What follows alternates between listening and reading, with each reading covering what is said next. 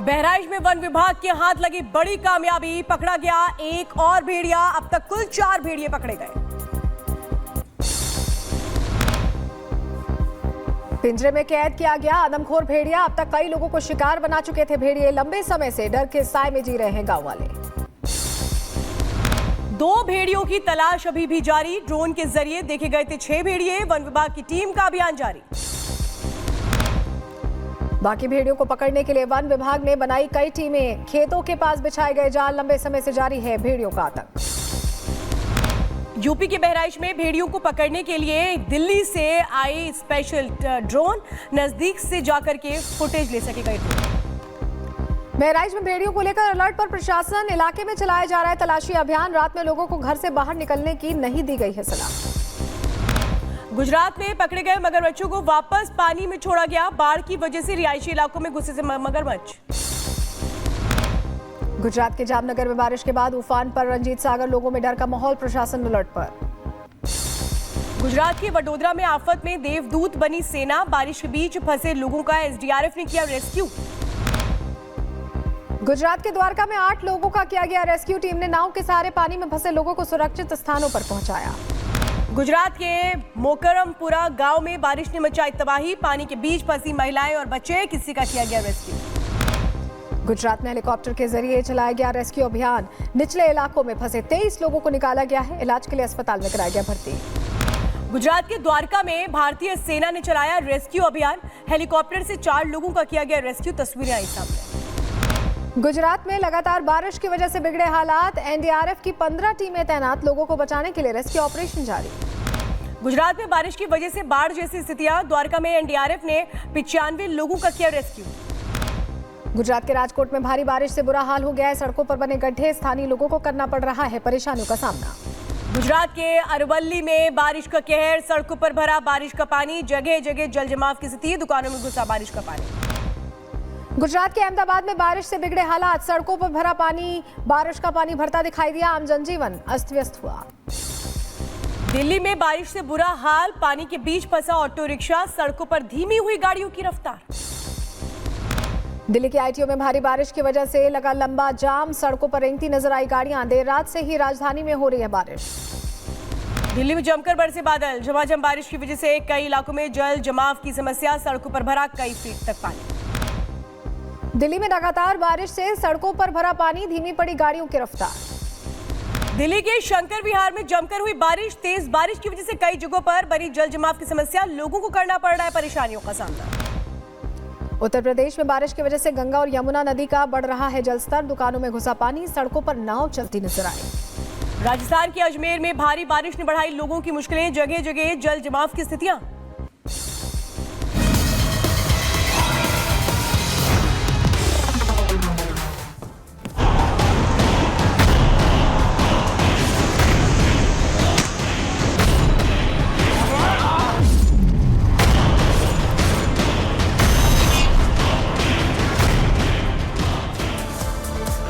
चलिए बात करते हैं कोलकाता की, जहां पर डॉक्टर के साथ हुए रेप और मर्डर मामले में सीबीआई लगातार अपनी इन्वेस्टिगेशन को आगे बढ़ाती नजर आ रही है। और इस वक्त आपको बता दें आरजीकर अस्पताल पहुंची है, जहां पर मॉर्चरी में जो कर्मचारी मौजूद थे उनसे पूछताछ की जा रही है। ये बड़ी खबर इस वक्त आपको बता रहे हैं।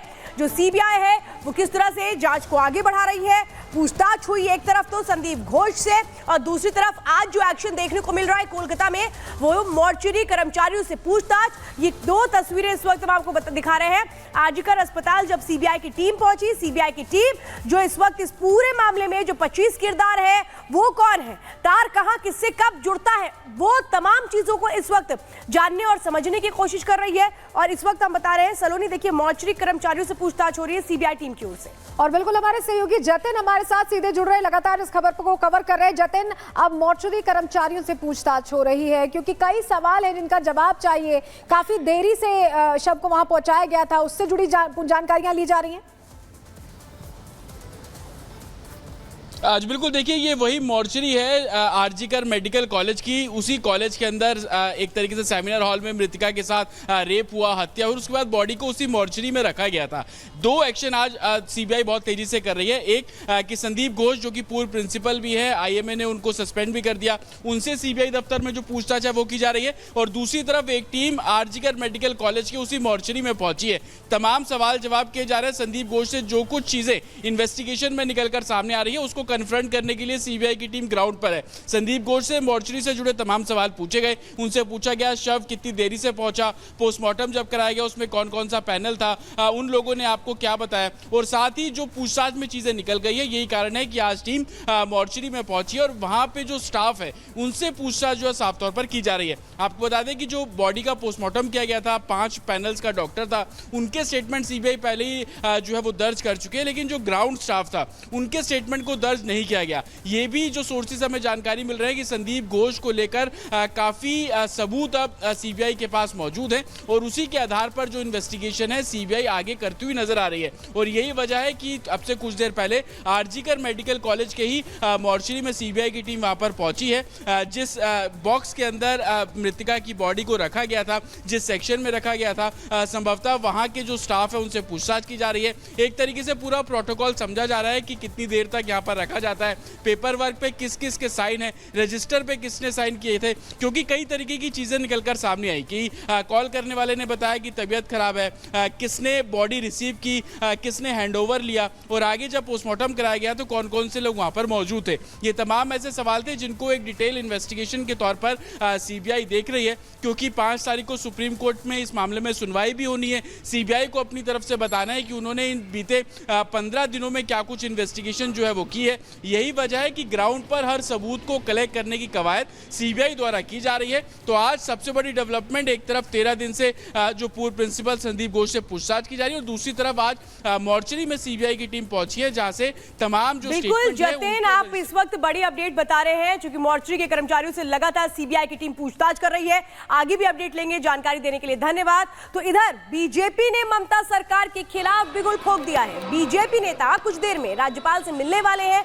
बीजेपी नेता गवर्नर से ममता सरकार की शिकायत करेंगे। बीजेपी का आरोप है कि टीएमसी सरकार ने छात्रों के खिलाफ बर्बरता की है। और इस वक्त आपको बता दें, हमारी एक और सहयोगी इस वक्त कोलकाता से जुड़ चुकी है, अनामिका। अनामिका, ये बिल्कुल क्लियर है इस मामले में जिस तरह से लीपापोती की गई, जिस तरह से इस मामले में एक्शन लिया गया, उसमें अब ममता सरकार घिर चुकी है और बीजेपी हर दिन ये बताने की कोशिश कर रही है कि कैसे ममता सरकार ने कुछ नहीं किया। आपको लगता है इस पर अब जवाब दे पाएंगी ममता सरकार?